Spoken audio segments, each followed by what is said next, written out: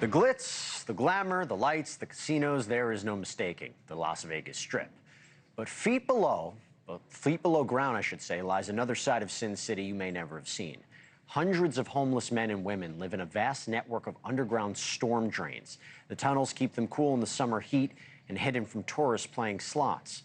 But the tunnels also bring crime, drugs, and perpetuate the cycle of chronic homelessness. NewsNation national correspondent Alex Caprariello joins us now. Alex, good to see you. You got a first-hand look at this underground world and spoke to a nonprofit trying to fix it, right?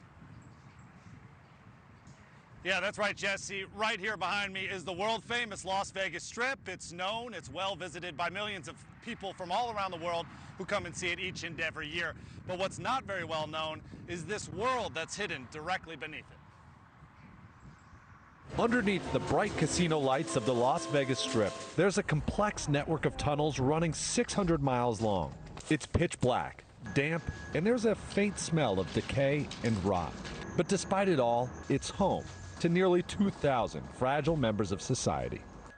We're the undesirables. I had a chance to explore the vast system of storm drains alongside a group called the Shine a Light Foundation. Its mission, to connect with those undesirables living in the shadows and get them on a path towards stable housing and sobriety. The volunteers who brought us there know this life firsthand. I was underground for about 2.5. I was homeless for 5. It gives you a perspective and a language, right, and a relatability. When someone says that, you know, they haven't showered in a year, it's not shocking to me. 46-year-old Beverly Pinnell from Alabama lives in a tent with her cats. She gives them company, and in return, they hunt the rats. She's thankful for them because most of the time, she lives in fear. It's hard, really hard, especially for a woman.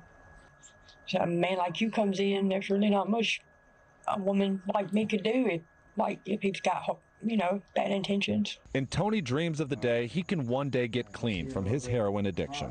But he's not really in a rush. If you want to get clean, don't come here. I mean, if I wanted to stop, I damn sure wouldn't be here. Frankly, it is a bit jarring to walk through this network of tunnels underneath Las Vegas and see the level of poverty that exists. But perhaps what's most alarming is the true juxtaposition of the situation. Billion-dollar casinos like Caesar's Palace, just 10 feet above, where people are resting their heads each and every night. The issue is everywhere, but here you see such a hard line between the haves and the have-nots. The estimated 1,500 homeless people living under the Strip could be Las Vegas's best-kept secret. Its booming tourism industry depends on a clean image. The city welcomed 42 million people last year who spent more than $55 billion, with the revenue from gaming alone totaling more than $13 billion in 2024.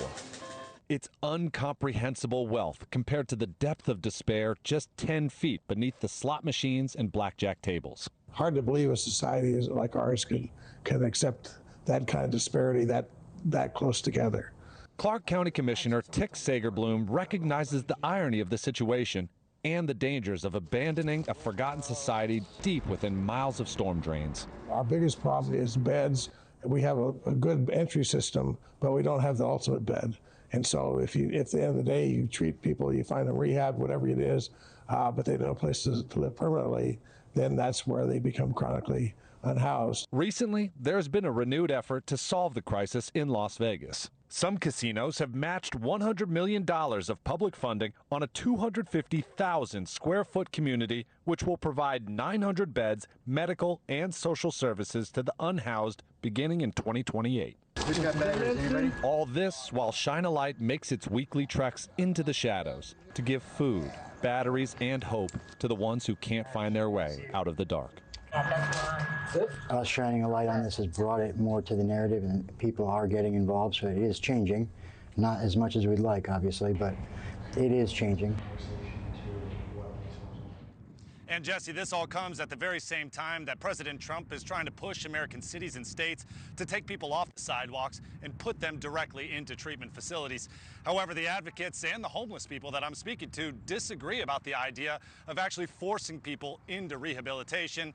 They do agree, however, that they could certainly use more funding from the federal government. Jesse. That is very, very true. That division, that irony, something to say the least. Alex Caprariello, thank you so much. Great reporting on that. Thank you for watching. Subscribe below and download our NewsNation app right now on your phone, and you will get fact-based, unbiased news for all Americans.